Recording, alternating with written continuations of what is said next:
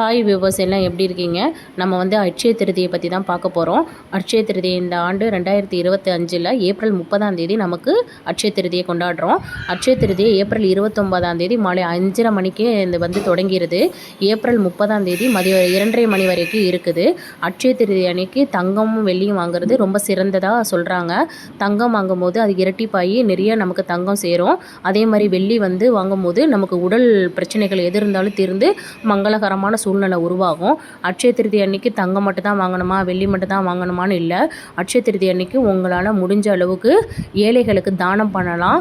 இல்லாதவங்களுக்கு துணி வாங்கி கொடுக்கலாம்.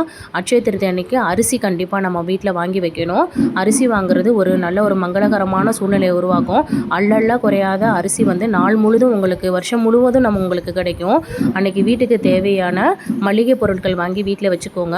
முக்கியமாக அட்சய திருதி அன்னைக்கு நம்ம என்ன வாங்கணும்னா உருட்டு மஞ்சள் வாங்கணுங்க. அந்த உருட்டு மஞ்சள் மகாலட்சுமிக்கு உரிய அம்சமாக நம்ம தங்கத்துக்கு நிகராக அந்த உருட்டு மஞ்சளை சொல்லுவோம். அதுக்கப்புறம் கல்லுப்பு வாங்கணுங்க. கல்லுப்பு அந்த மகாலட்சுமியே நம்ம வீட்டுக்கு வந்த மாதிரி தாங்க. அதுக்கப்புறம் உங்களுக்கு நல்ல வசதியானவங்க உங்களால் தங்கம் வாங்க முடியும்னா கண்டிப்பாக தங்கம் வாங்குங்க. வெள்ளி கண்டிப்பாக வாங்குங்க. வெள்ளியும் தங்கமும் சேருவது மேலும் மேலும் உங்களுக்கு சேர்க்கையை உண்டாகும். அப்படி வாங்க முடியாதவங்க அன்றைக்கி உப்பு மஞ்சள் கண்டிப்பாக நீங்கள் வாங்குங்க. அன்றைக்கி லட்சுமி குபேர பூஜை செய்கிறது ரொம்ப ரொம்ப சிறந்ததுங்க. குபேரனை வீட்டுக்கு அழைக்கிறதுக்கு கண்டிப்பாக அன்றைக்கி உகந்த நாளுங்க. நீங்கள் குபேரனுக்கு பிடித்த ஊறுகாவும் கண்டிப்பாக மகாலட்சுமிக்கு பிடிச்ச நெல்லிக்காவும் இதில் கண்டிப்பாக வாங்காமல் இருந்துடாதீங்க. அதை வச்சு நீங்கள் பூஜை பண்ணும்போதே உங்களுக்கு அனைத்து சகல பாக்கியங்களும் கண்டிப்பாக கிடைக்குங்க. உங்கள் வீட்டுக்கு தேவையான எல்லாமே நீங்கள் வாங்கிக்கோங்க. அன்றைக்கி இதுதான் வாங்கணும் அதுதான் வாங்கணும்னு இல்லை. அன்றைக்கி அன்னபூரணி அம்மாவை நம்ம மனசார வழிபடணுங்க. அல்லல்ல குறையாமல் அந்த நான் வருடம் முழுவதும் உங்களுக்கு அன்னம் கிடைக்கும். சிவபெருமானுக்கும் நம்ம பார்வதி தாயார் அன்னபூர்ணியாக அவதரித்த நாள் தான் அட்சய திருதின்னு சொல்லுவாங்க. ஒரு புராண கதை இருக்குங்க. அது என்னன்னு பார்த்தோம்னா, பார்வதி தேவியாரும் சிவனாயாவும் பேசிக்கிட்டு இருக்கும்போது ஒரு சிவன் சொல்லியிருக்காங்க, இது மாதிரி உணவு இல்லாமல் மக்களால் வாழ முடியும், உணவு சாப்பிடாமல் எத்தனை நாள் வேணாலும் இருக்கலாம் அப்படின்னு சொல்லிட்டு சிவன் சொல்லும்போது பார்வதி அம்மையார் சொல்லியிருக்காங்க, அப்படிலாம் இல்லை, உணவு வாழ்க்கைக்கு ரொம்ப முக்கியமானது அப்படின்னு சொல்லிட்டு 2 பேத்துக்கும் கான்வெகேஷன் நடந்திருக்கு. ஆனால் கான்வெகேஷன் நடக்கவும் பார்வதி அம்மா அன்னபூர்ணியாக அவதாரம் எடுத்துட்டாங்க. எடுக்கவும் ஊருக்குள்ளே பசியும் பட்டினியும் அதிகரிக்கிற மாதிரி பஞ்சம் ஏற்படுற மாதிரி செஞ்சுட்டாங்க.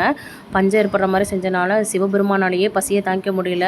மக்கள் எல்லாம் பசியால் ரொம்ப அவதிப்பட்டுட்டாங்க. அவதிப்பட்டுட்டு எல்லாம் கடுமையான ஒரு நெருக்கடி இருக்கும்போது சிவன் ஐயா பார்வதி தேவியார்கிட்ட சொல்லியிருக்கிறாங்க, உலகத்தில் உணவு தான் முக்கியன்றதை நான் நல்லா புரிஞ்சுக்கிட்டேன், அதனால் உன் கையால் உணவு பார்வதி அம்மையார் கையால் சிவன் சாப்பாடு வாங்கி சாப்பிட்டனால தான் அட்சய திருதியவாக நம்ம சொல்கிறோம். அன்றைக்கி நம்ம ஏழைகளுக்கு நம்மளால் முடிஞ்ச அன்னதானம் நம்ம கண்டிப்பாக கொடுக்கணும். கொடுக்கும்போது நமக்கு கண்டிப்பாக செல்வம் யோகமிக்க பெருவாழ்வு கடவுள் நமக்கு கண்டிப்பாக அமைச்சு கொடுப்பாங்க. அன்றைக்கி தங்கம் வெள்ளி தான் வாங்கணும்னு இல்லை, வாங்கினா கண்டிப்பாக நிறைய சேரும். அதை வாங்க முடியாதவங்க ஒரு கல் உப்பு பாக்கெட்டு, ஒரு விரலி மஞ்சள் கண்டிப்பாக வாங்கி வைங்க. மகாலட்சுமிக்கு பிடிச்ச பெரிய நெல்லிக்காய் வாங்கி வச்சுக்கோங்க. குபேரனுக்கு பிடிச்ச ஊறுகாய் கண்டிப்பாக நீங்கள் வாங்கி வைங்க. பெரிய பாட்டில் தான் வாங்கணும்னு இல்லை, உங்களால் முடிஞ்ச ஒரு 10 ரூபா பாக்கெட்டாவது வாங்கி நீங்கள் வீட்டில் அன்றைக்கி வச்சுக்கோங்க. அன்றைக்கி மகாலட்சுமி தாயாரையும் குபேர பூஜை செய்யும் போது நமக்கு எல்லா செல்வமும் கண்டிப்பாக ஆண்டவன் எல்லா விதமான நன்மைகளும் இந்த ஆண்டு நடக்கணும்னு சொல்லிட்டு எல்லாமே அன்றைக்கி பூஜை பண்ணுங்கள். பூஜை பண்ணிவிட்டு இறைவன் அருள் கண்டிப்பாக எல்லாத்துக்குமே கிட்டும். நானும் உங்களுக்காக எல்லாத்துக்காக எனக்காகவும் நான் வேண்டிக்கிறேன்.